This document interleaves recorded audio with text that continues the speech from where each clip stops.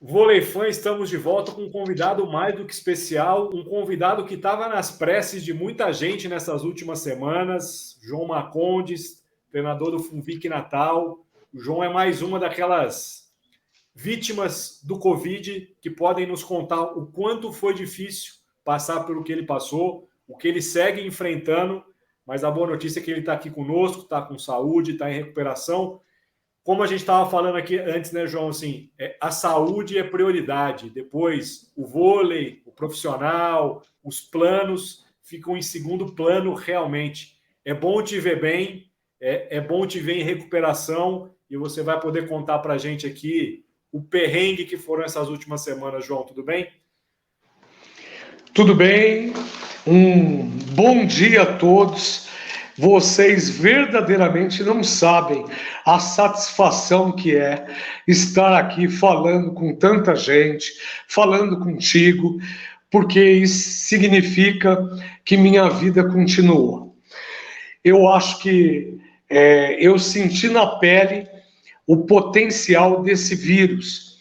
Eu ainda tive a sorte, o privilégio, né, de pegar a cepa antiga, o vírus de maior potencial.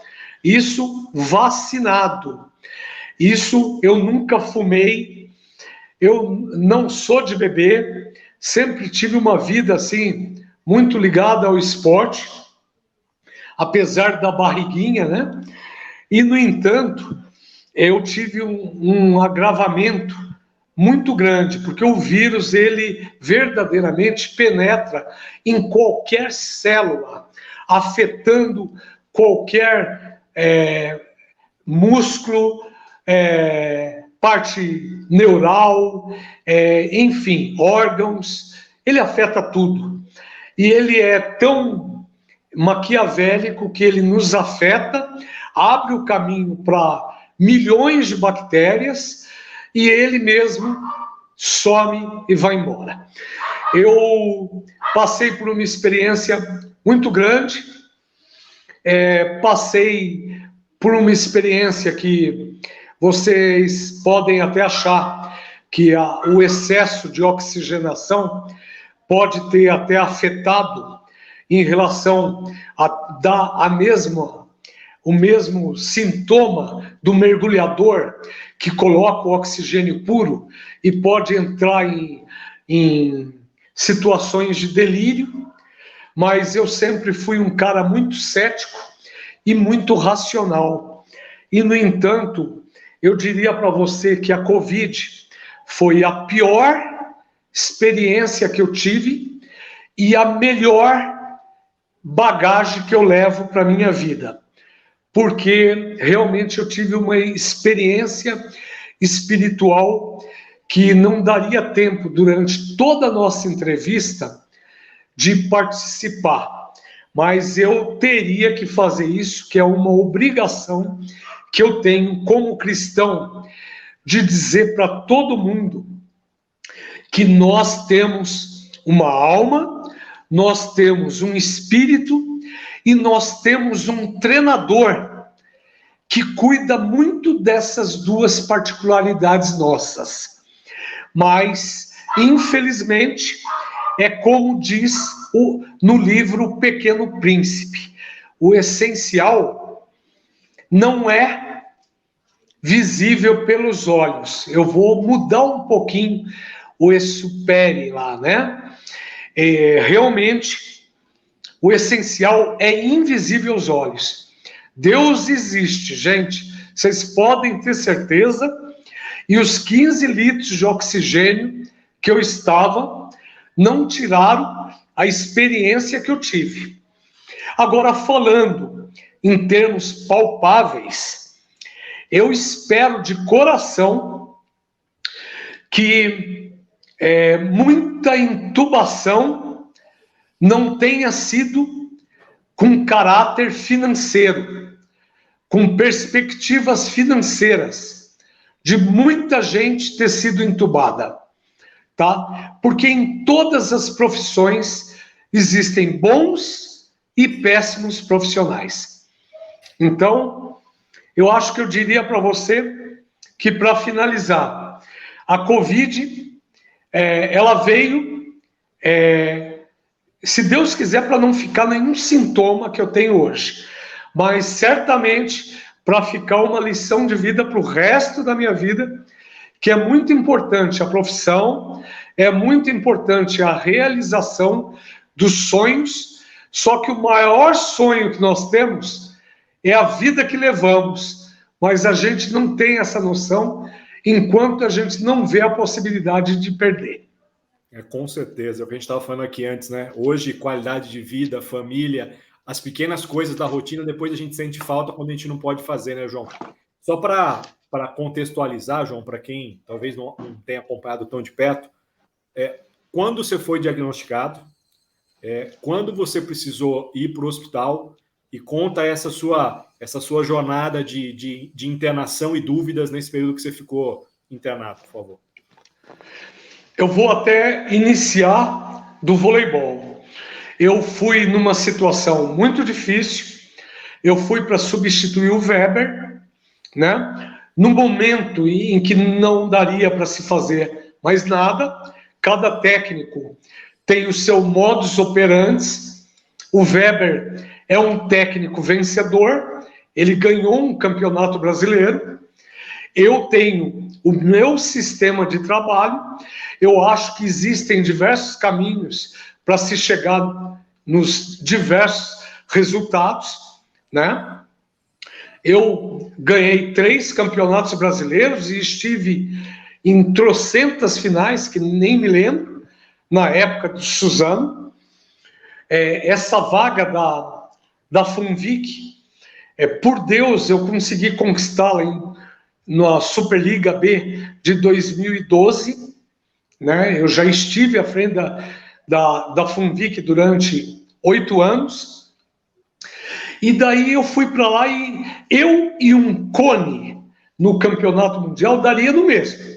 Eu e a bonequinha da Mônica aqui, né, daria no mesmo. Porque eu fui para lá para observar, para poder realmente saber tudo o que teria que se fazer de mudanças para que o projeto conseguisse ser resgatado. Fiquei lá até o dia 23 de dezembro como um cone, e quando eu retornei no dia 3 de janeiro, para poder iniciar o meu trabalho, que foi onde nós tivemos uma folga entre o Mundial e a Superliga, daí eu tive a feliz notícia que eu fui diagnosticado com a Covid. Eu e mais 11 atletas. Porque Natal, por ser ambiente litorâneo, o pessoal não usa muito a máscara. A exposição, eu sei que isso está no mundo inteiro, mas a exposição em ambiente litorâneo se torna maior por causa do calor. A pessoa fica incomodada com a máscara e vai tirando. Sim. Daí, eu fui diagnosticado no dia 3. O engraçado é que eu passei 10 dias... Depois de 10 dias, aliás, 12 dias, que o médico me liberou para voltar para o treino, foi aí que a minha saturação abaixou para 84 e eu fui colocado, internado com a máscara, já com o valor máximo de 15 litros. Para quem não sabe, acima de 15 litros é intubação. E o psicológico, nesse momento, o esporte me ajudou muito. Porque se a pessoa não tem um nível de concentração e se desesperar, ele não consegue aumentar acima de 15 litros. E quando ele tira a máscara, a saturação vai caindo de 91 para 90, 87, 84. Aí chega em 84, você tem que colocar a máscara. E ela cai muito rápido. Sim. Então, ali, na verdade, eu comecei até a brincar de fazer um comparativo de tie break, sabe? Quando eu tirava a máscara, era o adversário que ia sacando. Entendeu? Quando eu punha a máscara, eu ia alcançando o adversário no set. E eu tive que me concentrar muito para me ajudar a ter um equilíbrio. Porque se você se desequilibrar, é fato que daí você vai ser entubado. E eu tenho amigos hoje que estão nessa situação. Mas quando você é entubado, é um percentual mínimo de pessoas conseguem retornar. E isso é muito grave, entendeu? Muito grave. E... Ô, João, você tem muito claro na sua memória qual foi o pior momento? Eu sei que não foram poucos, mas existe um que foi o pior? Hoje que você lembra, você fala, caramba, nesse momento aqui a coisa estava complicada. Sim. Eu parei de ser técnico de voleibol, como eu te contei. Eu saí da Funvic, Taubaté, em 2013, em dezembro de 2013. Daquele momento em diante, eu queria cuidar do projeto social e apenas ajudar o voleibol brasileiro, criando projetos, arrumando patrocínios e criando estruturas de base. O pior momento para mim foi que, quando eu fui para Natal, eu fui porque eu tenho um grande apreço pelo projeto da Funvic, porque eu sei das dificuldades que esse projeto teve para caminhar até chegar na consagração que Taubaté teve em cima dos resultados. Mas o pior momento foi de pensar na distância que eu estava de todas as coisas que eu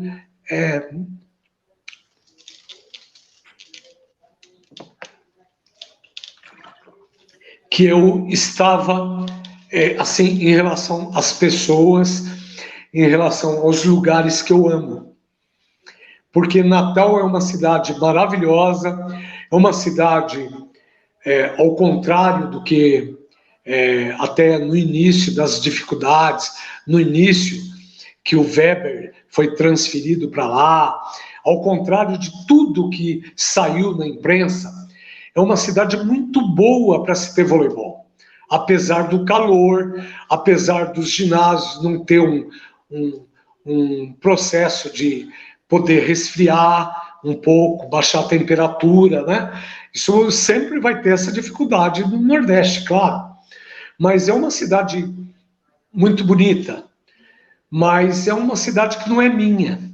E quando você está distante, que a tua opção foi ir para lá, independente da razão que você tenha ido, seja ela para salvar o projeto, seja ela financeira, seja ela profissional, você se afastar das pessoas, da tua família, da tua casa, do teu cachorrinho, do papagaio, de todas as coisas que convivem à sua volta, que fazem uma parte muito especial na tua vida, e você saber que você está a muitas horas de voo dessas pessoas, e que se o médico que entrou por diversas vezes, na minha concepção, com interesses financeiros, tá? Falando sobre intubação para mim, tá? Que se por acaso eu não tivesse o discernimento e o espírito de esportista e de competitividade, se eu tivesse acatado, eu talvez jamais tivesse voltado para ver tudo isso que eu estou te falando. Se eu tivesse tido a mente um pouco mais fraca e aceitado a intubação proposta por diversos profissionais nessa estirpe, eu teria sido intubado, com certeza. Entendeu? Quantos dias de internação, João? Foram, para você ter uma noção do que eu estou te falando, foram 3, 6, 7, 8, cerca de... Eu estou meio lesado ainda, mas cerca de 10 dias. Só que quando a minha racionalidade voltou, eu solicitei ao médico para que me aplicasse um anticoagulante. Foi sugestão minha para evitar uma trombose, porque é muito comum a trombose nesse processo. Então, imagina a solicitação ter partido do paciente. Essa a primeira. A segunda, eu sabia que eu tinha que me alimentar. Então eu comia até a mandioca ou macaxeira dura para burro com a máscara. Por quê? Porque mesmo comendo a mandioca dura, me veio a proposta de colocar a sonda para que eu me alimentasse. E eu tinha acabado de comer a mandioca. Você entendeu? E eu também tive o bom senso de solicitar fisioterapia, uma fisioterapeuta que eu paguei para que fosse lá, para que começasse a fazer do meu pulmão algumas manipulações, mesmo estando na maca sem levantar, tá? E alguns exercícios respiratórios para que pudesse verdadeiramente ir abaixando a minha litragem de oxigênio. Então, partiu de mim essas iniciativas. Porque eu, infelizmente, falo abertamente, se partisse, eu acho que de alguns médicos, porque tem muita gente boa no meio, a intubação seria o melhor negócio. Agora, quando se fala o melhor negócio, eu questiono para a saúde ou o melhor negócio financeiro? Eu não sei. Isso eu deixo a critério de todo mundo para se pensar. Agora, o engraçado é que quando eu consegui abaixar para 2 litros de oxigênio, quando eu consegui colocar o catéter, porque o catéter é só a tirada da máscara, é só os 2 palitinhos no nariz, tá? Esse palitinho, ele pode ser colocado quando a litragem vai abaixo de 4 litros para baixo, porque senão ele vai ocasionar muito dano dentro das vias aéreas. Quando eu abaixei para 2 litros, eu fui transferido para um local que está sendo a referência do Covid, que é um hospital lá, um hospital psiquiátrico, que uma das alas virou covidário, tá? Que eu não me levantava, tá? Mas eu tive que urinar numa garrafa de álcool cortada na boca dela. E lá era uma sala que tinha já 4 entubados, e no dia seguinte entubaram uma menina. E daí, no dia seguinte que eu fui para lá, eu resolvi me dar alta. Eu arranquei o acesso das mãos, eu arranquei o aparelho de pressão, e eu levantei do meu leito, pedi a Deus que a minha perna, porque eu perdi 13 quilos, mais ou menos, foi ótimo, melhor que qualquer bariátrica, e eu levantei do meu leito e saí da UTI caminhando. Como eles só tinham me permitido entrar com bermuda, sem chinelo e sem camisa, eu amarrei 2 máscaras na ponta do meu pé para não pisar descalço e saí andando e fiquei no corredor, que era o pátio de parece uma escola, esperando a ambulância do home care, que eu, graças a muitos amigos que eu tenho em São Paulo, que ofereceram prontamente para que fosse pagos por eles, né? Inclusive, tenho que agradecer, não tem jeito de não falar, pessoas que são humanas dessa forma, ao dono do Hospital São Miguel, né? O Dr. Gilberto Melas, que ofereceu prontamente para pagar o home care, porque ele deixou bem claro que meu caso não era de UTI, entendeu? E daí eu fiquei aguardando, sem a medicação, sem o jantar, sem o café da manhã e sem o almoço, e sem o soro, porque nada disso me foi dado quando eu saí do PA e fui transferido no último dia para essa UTI. Então, foi uma experiência realmente, eu diria, eu sempre costumo dizer que perder é um ponto de vista pessoal, né?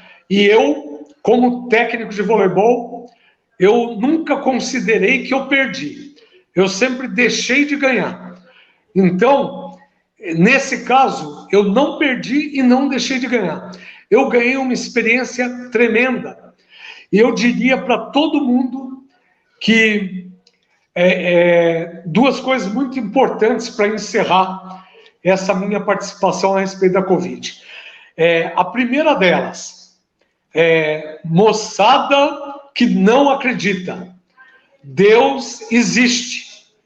Existe mesmo, e só na beira disso que ele se manifesta mesmo, quando a gente apela a ele.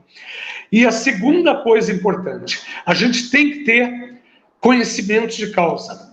A instrução e a educação é o que faz realmente a gente fazer a diferença em todas as áreas para um país e, de repente, para a sua própria gestão de vida.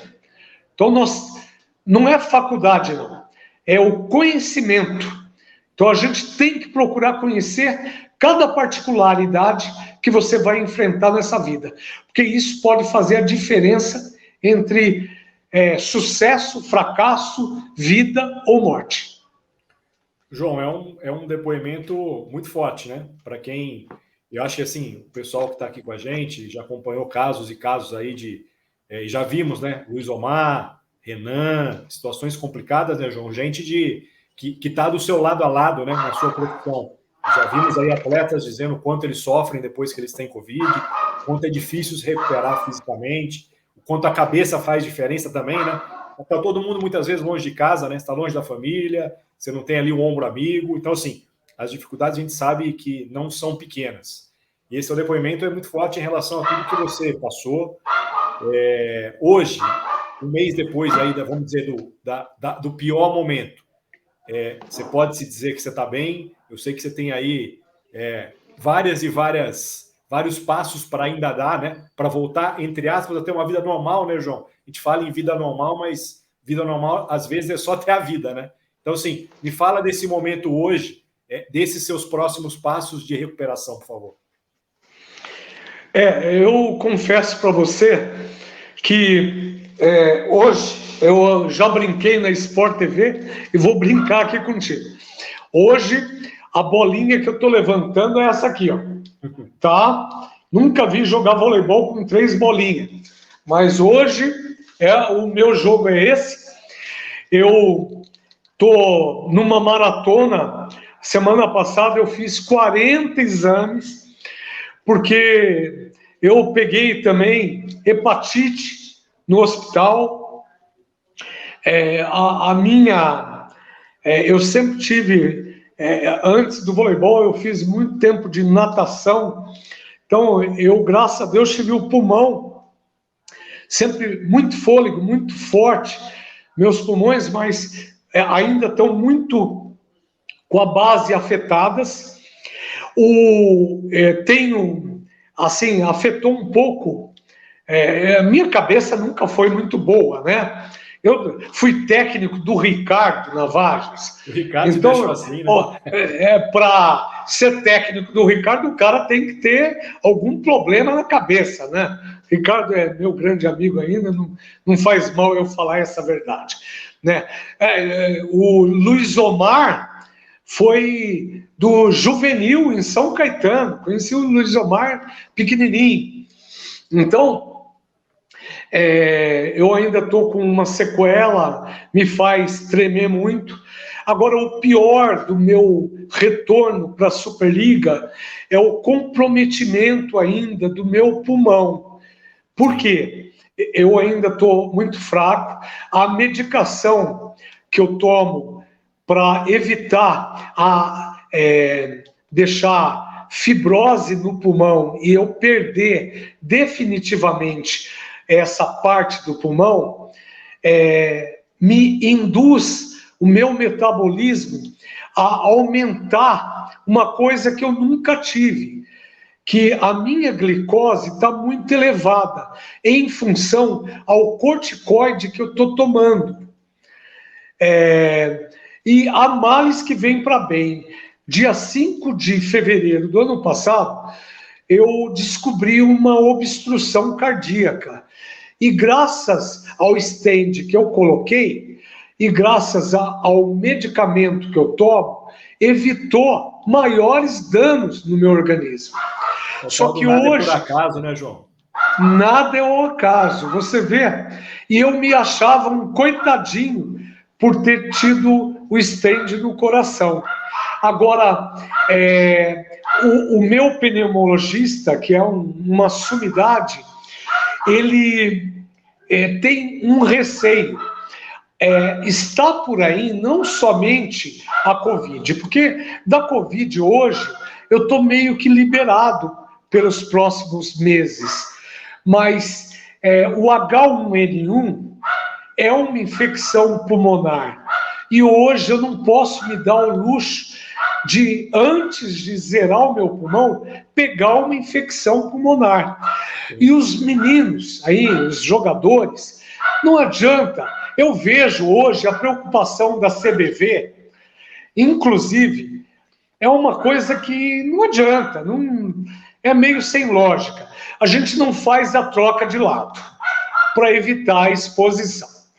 Aí, a Sport TV transmitindo. Acaba o jogo, ninguém fez a troca. Os jogadores, que são amigos, atravessam a rede e está todo mundo se abraçando. Sem máscara, não tenho por que não ter trocado. Ninguém vai pegar sentando na cadeira de ninguém. Você entendeu? Ou vai, né? Então, mas provavelmente pegue menos sentando na cadeira do outro do que se abraçando no final do jogo. E você pode reparar, em qualquer jogo, isso tem acontecido.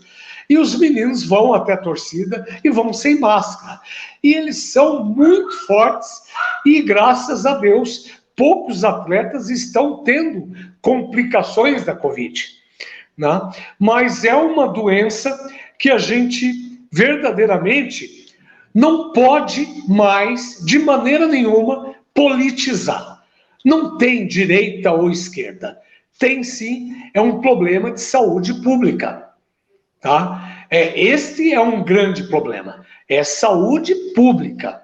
Acabou. Não sei se um remédio faz bem, se o outro faz mal. Se você cortar o limão em cruz, jogar por cima do ombro, vai dar certo. Se você tomar vacina, vai dar certo. Não é isso. O problema é resolver isso e não politizar isso, né? Mas eu diria que hoje o maior problema que eu tenho é a ânsia de eu estar na Superliga, porque eu não gosto de fazer nada mal feito e parar na metade. Mas hoje eu estou assim, coagido, né? A minha esposa está ouvindo isso aqui perto, já está com o rolo de macarrão, né? e você sabe que até isso a lei não nos ajuda em nada, existe, né, a Lei Maria da Penha, e nós estamos aqui à mercê delas. Você sabe disso. E eu não posso virar e falar assim, eu vou para Natal e quero assumir a equipe a semana que vem. Você não vai ter graças a Deus para sair aí, fica tranquilo. Exatamente. Vamos mudar a chave. Ô, João, e me diz assim, o quanto está podendo ver o time à distância, com esses últimos ótimos resultados que o time conquistou, acabando com a invencibilidade do Minas, praticamente se garantindo no playoff, tem te ajudado nesse processo de recuperação? Eu acho o seguinte, né? Eu, apesar de me considerar até um treinador que está até em fase de ir parando, né? Eu diria para você que é uma satisfação ver um projeto que eu, juntamente com o Euclides, em Pindamonhangaba, né?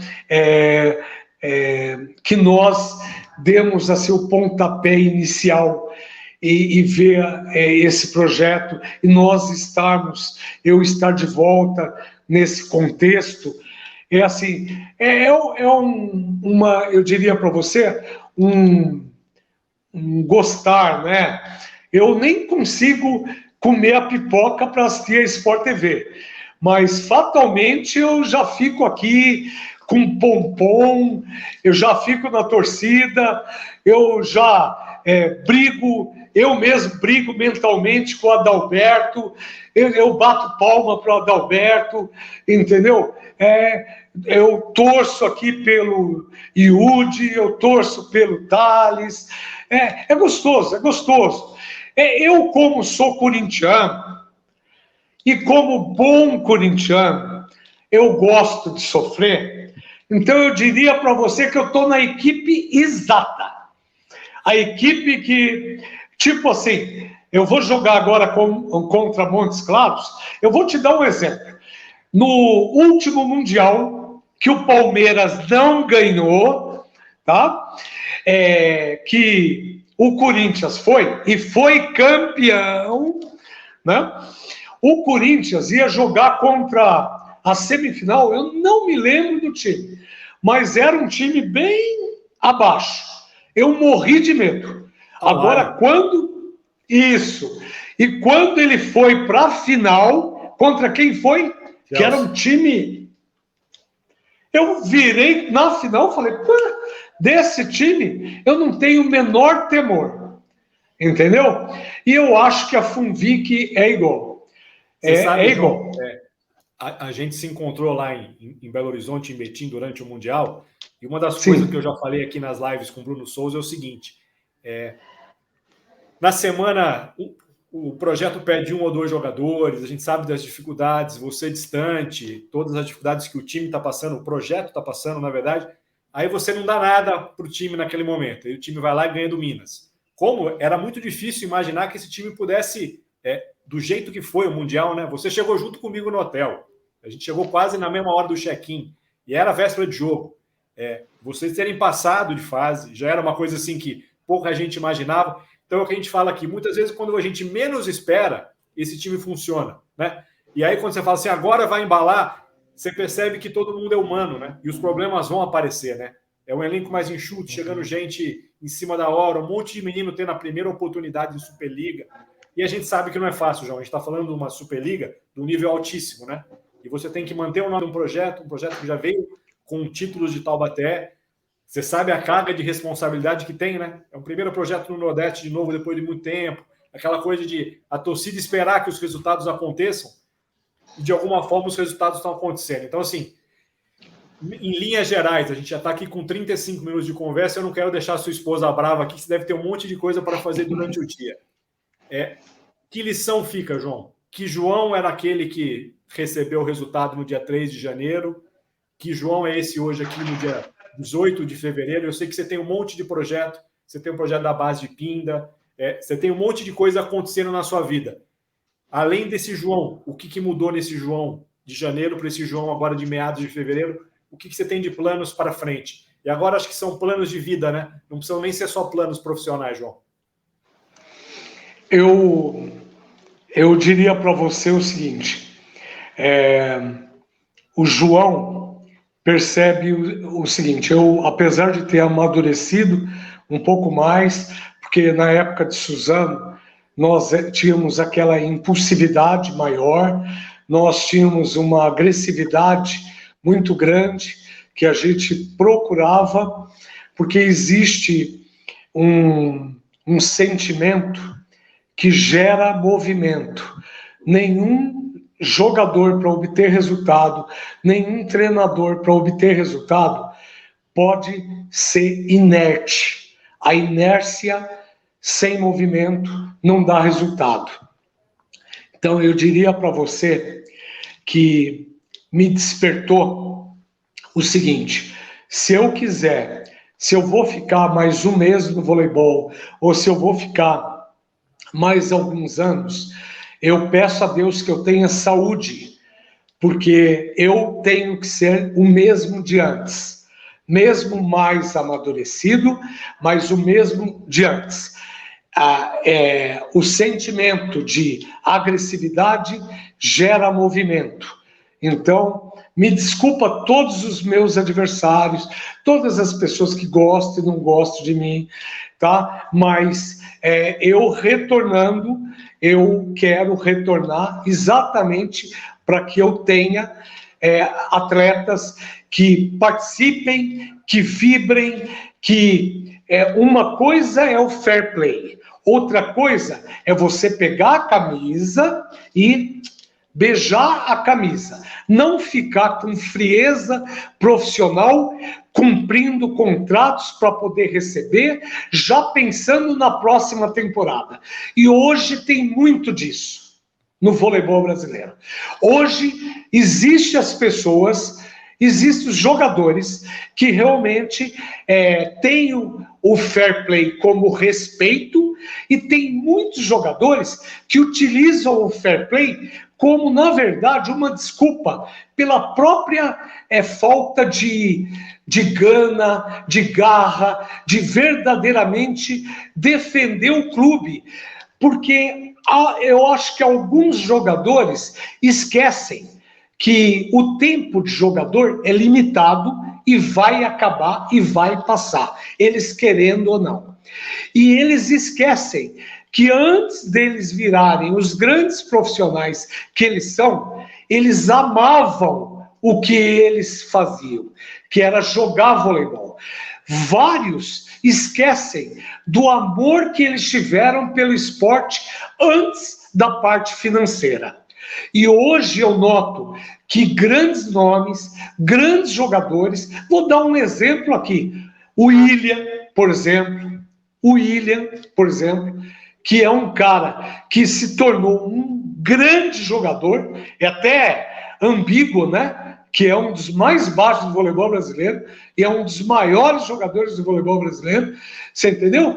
Ele se tornou um grande profissional e ele não esqueceu em nenhum momento que ele começou nisso aí, inclusive até aqui em Suzano também, do meu infanto daqui de Suzano, tá? Eles não gostam muito de falar, mas ele começou aqui também no infanto. E ele não esqueceu que ele, quando era infanto, ele amava o que ele faz. E hoje eu noto que ele é um veterano que ama o que ele faz. Eu já vejo hoje muito sangue novo que esquece isso e apenas cumpre contrato.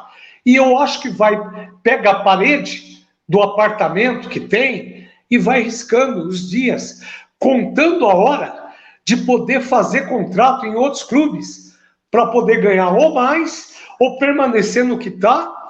E a representatividade, às vezes, não condiz a parte estatística da performance daquele jogador, não condiz ao valor contratual que ele tem. E, no entanto, eu vejo que, normalmente, os clubes ou os dirigentes são muito massacrados com qualquer coisa, às vezes até pela imprensa. E o jogador passa desapercebido que, às vezes, a estatística daquele jogador ou o resultado daquele jogador está sendo ínfimo. E, normalmente, a vidraça é que toma a pedrada. E a vidraça, às vezes, toma a pedrada, e normalmente a vidraça se chama comissão técnica, que normalmente a comissão técnica não recebe o mesmo valor desses atletas. É sempre abaixo, salvo alguns técnicos que nós temos aqui. O restante é sempre abaixo. O restante sempre participa vendo atletas ganhando muito dinheiro e jogando muito pouco.